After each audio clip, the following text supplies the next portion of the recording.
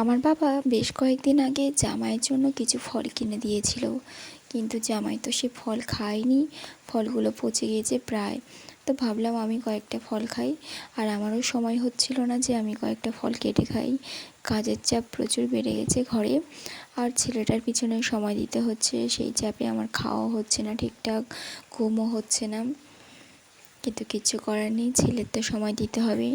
তুমি খাও আর না খাও, আগে তাকে ঠিক করতে হবে, সে খেয়েছে কি না তার চিন্তা করতে হবে। এইভাবেই আমার দিনগুলো কেটে যাচ্ছে।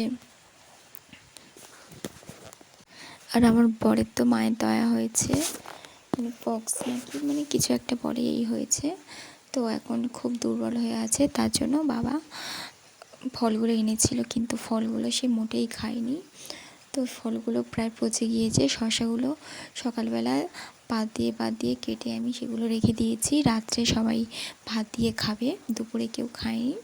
আর আপেলটাও একটু কেটে কুটে বাদ দিয়ে আমি